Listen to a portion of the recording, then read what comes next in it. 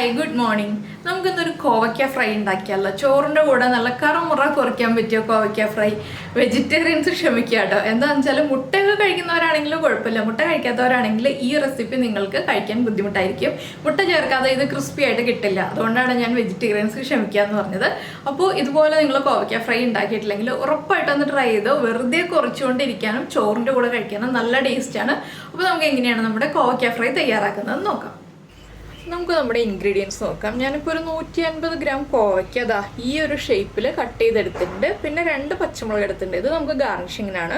പിന്നെ ഒരു മുട്ട എടുത്തിട്ടുണ്ട്. ഇത് 1.5 ടേബിൾ സ്പൂൺ അരിപ്പൊടി, നമ്മുടെ ഇടിയപ്പത്തിൻ്റെ പാകത്തിൽ അല്ലെങ്കിൽ പത്തിരിയുടെ പാകത്തിലുള്ള നൈസായിട്ടുള്ള അരിപ്പൊടി, വറുത്തരിപ്പൊടിയും അതുപോലെ തന്നെ 1.5 ടേബിൾ സ്പൂൺ കോൺഫ്ലോറും ചേർത്ത് വെച്ചിരിക്കുന്നതാണ്. ആദ്യം നമുക്ക് ഇതിലേക്ക് കുറച്ച് കാര്യങ്ങളൊക്കെ ചേർത്തിട്ട് ഒന്ന് മിക്സ് ചെയ്തെടുക്കണം. ഇത് മാരിനേറ്റ് ചെയ്ത് വെക്കേണ്ട ആവശ്യമൊന്നുമില്ല കേട്ടോ, നമുക്ക് ഉടനെ തന്നെ ഫ്രൈ ചെയ്തെടുക്കാവുന്നതേ ഉള്ളൂ. അപ്പോൾ കോവയ്ക്ക കട്ട് ചെയ്തിട്ട് ഉടനെ തന്നെ നമ്മളിത് മിക്സ് ചെയ്യണം കേട്ടോ. കോവയ്ക്ക കട്ട് ചെയ്ത് ഡ്രൈ ആയി പോകാനുള്ള സമയം കൊടുക്കരുത്. എന്താണെന്ന് വെച്ചാൽ ഡ്രൈ ആയി പോയിട്ടുണ്ടെങ്കിൽ പിന്നെ നമ്മൾ വെള്ളം ചേർത്ത് മിക്സ് ചെയ്യേണ്ടി വരും. അതിന് പകരമായിട്ടാണ് നമ്മൾ കോവയ്ക്ക കട്ട് ചെയ്ത് ഉടനെ തന്നെ ഇതൊന്ന് മിക്സ് ചെയ്യുന്നത്. അപ്പോൾ കുറച്ച് വലിയൊരു ബൗൾ എടുക്കാം. അപ്പോൾ ഞാൻ കോവയ്ക്ക കുറച്ച് വലിയ ബൗളിലേക്ക് മാറ്റിയിട്ടുണ്ട്. ഇതിലേക്ക് നമുക്ക് കോവയ്ക്കയ്ക്ക് ആവശ്യമായിട്ടുള്ള ഉപ്പ് ചേർക്കാം. ഉപ്പ് കുറച്ച് ചെറിയൊരളവിൽ കൂടുതൽ ചേർക്കുക. എന്താണെന്ന് വെച്ചാൽ ഫ്രൈ ആയി വരുമ്പോൾ ഉപ്പ് കറക്റ്റ് ആയിരിക്കണമല്ലോ. അതുപോലെ തന്നെ എരിവിനായിട്ട് നമ്മൾ മുളക് പൊടി ചേർക്കുക. 1 ടീസ്പൂൺ കാശ്മീരി ചില്ലി പൗഡറാണ് ഞാൻ ചേർക്കുന്നത്.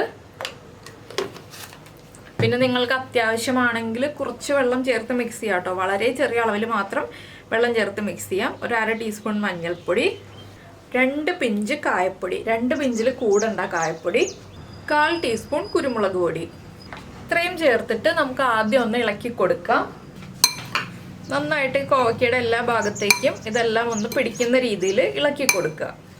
അപ്പോൾ നമ്മുടെ കോവയ്ക്കയിലേക്ക് ഉപ്പും മഞ്ഞൾപ്പൊടിയും മുളക് പൊടിയും കുരുമുളക് പൊടിയും എല്ലാം ചേർത്ത് നന്നായിട്ടൊന്ന് മിക്സ് ചെയ്തിട്ടുണ്ട്. ഇനി നമുക്കിതിലേക്ക് നമ്മുടെ മുട്ട പൊട്ടിച്ചൊഴിക്കാം.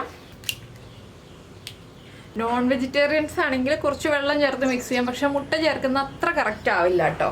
ഇനി നമുക്കിതിലേക്ക് നമ്മൾ എടുത്തു വെച്ചിരിക്കുന്ന കോൺഫ്ലവറും അരിപ്പൊടിയും ചേർന്ന മിക്സ് കുറച്ചായിട്ട് ചേർത്ത് നന്നായിട്ട് കുഴച്ചെടുക്കുക. കൈ കൊണ്ട് തന്നെ കുഴച്ചെടുക്കുക. അപ്പോഴാണ് എല്ലാ ഭാഗത്തേക്കും ഒരുപോലെ കോട്ടായി കിട്ടുക.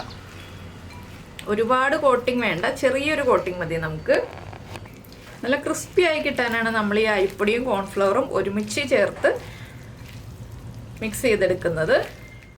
അപ്പോൾ നമ്മളിത് മുട്ടയെല്ലാം ചേർത്ത് നന്നായിട്ട് മിക്സ് ചെയ്ത് റെഡിയാക്കി വെച്ചിട്ടുണ്ട്. അപ്പോൾ നമുക്കിനി ഇത് ഫ്രൈ ചെയ്തെടുക്കാം. അപ്പോൾ നമ്മൾ ഫ്രൈ ചെയ്യാനുള്ള എണ്ണ ചൂടാക്കിയിട്ടുണ്ട്. ഒരുപാട് എണ്ണയിലല്ല കേട്ടോ, ഞാൻ കുറച്ച് എണ്ണയിലാണ് ഫ്രൈ ചെയ്യുന്നത്. കുറച്ചായിട്ട് നമ്മൾ എണ്ണ ചൂടായി വരുമ്പോൾ കുറച്ച് ക്വാണ്ടിറ്റി എടുത്തിട്ട് എണ്ണയിലേക്ക് ഇട്ട് കൊടുക്കുക. ഇത് ഇട്ടിട്ട് ഉടനെ തന്നെ ഇളക്കി കൊടുക്കരുത്. നമ്മൾ കുറച്ച് സമയം വെയിറ്റ് ചെയ്യുക. ഒന്ന് കുക്കായി വന്നതിന് ശേഷം ഇളക്കി കൊടുക്കുക. ഇപ്പോൾ തന്നെ ഇളക്കി കൊടുത്തിട്ടുണ്ടെങ്കിൽ ആ കോട്ടിംഗ് ഒക്കെ പോവും. അതുകൊണ്ടാണ് നമ്മൾ ഇപ്പോൾ തന്നെ ഇളക്കി കൊടുക്കരുതെന്ന് പറയുന്നത്. നമ്മുടെ കോവയ്ക്ക എണ്ണയിലേക്ക് ഇട്ട് ഒരു 1/2 മിനിറ്റൊക്കെ കഴിയുമ്പോൾ പതുക്കെ ഒന്ന് വിടിയിച്ചു കൊടുക്കുക. കുക്കായി വരുമ്പോൾ വിട്ട് വന്നോളൂ കേട്ടോ. പതുക്കെ ഒന്ന് ഇതുപോലെ വിടിയിച്ചു കൊടുക്കുക. അതിനുശേഷം ഒന്ന് സ്പ്രെഡ് ചെയ്തിടുക. നമ്മൾ ഓരോന്ന് എടുത്തിട്ട് സമയം പോകാതിരിക്കാനാണ് ഞാൻ ഒരുമിച്ച് തന്നെ സ്പൂണിലെടുത്തിട്ടത്. നിങ്ങൾക്ക് സമയമുണ്ടെങ്കിൽ ഓരോന്ന് എടുത്തിട്ട് ഫ്രൈ ചെയ്യാം. ഇനിയിപ്പോൾ അടുത്ത സൈഡിലേക്കൊന്ന് പതുക്കെ തിരിച്ചിട്ട് കൊടുക്കാം. വേഗം തന്നെ കുക്കായി വരും കേട്ടോ. അപ്പോൾ മീഡിയം ഫ്ലെയിമിൽ വെച്ചിട്ട് കുക്ക് ചെയ്തെടുക്കുക, ഹൈ ഫ്ലെയിമിൽ വെക്കരുത്. കോവയ്ക്ക മാത്രമേ നമുക്ക് കുക്കായി കിട്ടാനുള്ളൂ. കോവയ്ക്ക വേഗം തന്നെ കുക്കായി കിട്ടും. നമ്മൾ തിന്നായിട്ട് കട്ട് ചെയ്തിട്ടുള്ളതുകൊണ്ട് തിക്കായിട്ട് കട്ട് ചെയ്യരുത്. ബാക്കി കോട്ടിംഗ് ഒക്കെ ഫാസ്റ്റായിട്ട് കുക്കാവുന്നതാണ്. അപ്പോൾ നമുക്കിത് ക്രിസ്പി ആയിട്ടൊന്ന് ഫ്രൈ ആയി വരുന്നത് വരെ വെയിറ്റ് ചെയ്യാം. ഇപ്പോൾ കണ്ടോ, നമ്മുടെ കോവയ്ക്കെല്ലാം സെപ്പറേറ്റ് ആയി വന്നിട്ടുണ്ട്. എല്ലാം വിട്ട് വരും കേട്ടോ അതുപോലെ കുക്കായി കഴിയുമ്പോൾ. അപ്പോൾ ഈ ഒരു കളറാവുമ്പോൾ നമുക്ക് എണ്ണയിൽ നിന്ന് മാറ്റാം. നിങ്ങൾക്ക് കുറച്ചുകൂടി കളർ ചേഞ്ച് ആവണം എന്നുണ്ടെങ്കിൽ കുറച്ചുകൂടി സമയം ഫ്രൈ ചെയ്തെടുക്കാം. ഞാൻ ഈ ഒരു സമയത്ത് ഫ്രൈ ചെയ്തത് എടുക്കുകയാണ്. എന്താണെന്ന് വെച്ചാൽ നല്ല ക്രിസ്പി ആയിട്ട് ഫ്രൈ ആയി വന്നിട്ടുണ്ട്. ഇത് ചൂട് മാറി വരുമ്പോൾ ഒന്നുകൂടി കളർ ചേഞ്ച് ആയി വരും. അപ്പോൾ ഈ കോവയ്ക്കെല്ലാം നമുക്കിതുപോലെ ഫ്രൈ ചെയ്തെടുക്കാം. അതിനുശേഷം ബാക്കിയുള്ള കാര്യങ്ങൾ പറയാം കേട്ടോ. ഇപ്പോൾ നമ്മുടെ കോവയ്ക്കൊക്കെ ഫ്രൈ ചെയ്ത് കഴിഞ്ഞിട്ടുണ്ട്. നമ്മൾ മുട്ട ചേർത്തതുകൊണ്ടാണ് കേട്ടോ എണ്ണയിൽ ഇങ്ങനെ പത കാണുന്നത്. ഇനി നമുക്കിതിലേക്ക് കറിവേപ്പിലയും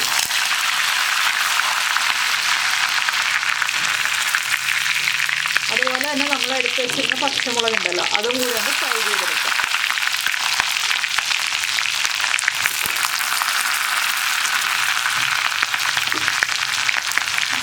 ജസ്റ്റ് ഒന്ന് ഫ്രൈ ആയി വന്നാൽ മതി. ഇതും നമുക്ക് ഫ്രൈ ചെയ്ത് മാറ്റിയിട്ട് പ്രസൻറ്റ് ചെയ്യാം. അപ്പോൾ നമ്മുടെ കോവയ്ക്കെല്ലാം ഫ്രൈ ചെയ്തെടുത്ത് നമ്മൾ ഫ്രൈ ചെയ്ത കറിവേപ്പിലയും പച്ചമുളകും എല്ലാം ഇട്ട് ഗാർണിഷ് ചെയ്ത് വെച്ചിട്ടുണ്ട്. അപ്പോൾ നിങ്ങളിങ്ങനെ റെസിപ്പി ട്രൈ ചെയ്തിട്ടില്ലെങ്കിൽ ഉറപ്പായിട്ടും ട്രൈ ചെയ്തോളൂ. ചോറിൻ്റെ കൂടെ കഴിക്കാനാണെങ്കിലും വെറുതെ സ്നാക്കായിട്ട് കഴിക്കാനാണെങ്കിലും ഒക്കെ അടിപൊളിയാണ്. അപ്പോൾ എല്ലാവരും ട്രൈ ചെയ്യുമല്ലോ. ട്രൈ ചെയ്തിട്ട് നിങ്ങളുടെ അഭിപ്രായം കമൻറ്റ് ചെയ്യാനും മറക്കരുത്. നമ്മുടെ വീഡിയോ ഇഷ്ടമായിട്ടുണ്ടെങ്കിൽ ഒന്ന് ലൈക്ക് ചെയ്യാനും മറന്നു പോകരുത് കേട്ടോ. അപ്പോൾ നമുക്ക് നമ്മുടെ അടുത്ത റെസിപ്പിയുമായിട്ട് അടുത്ത ദിവസം വീണ്ടും കാണാം.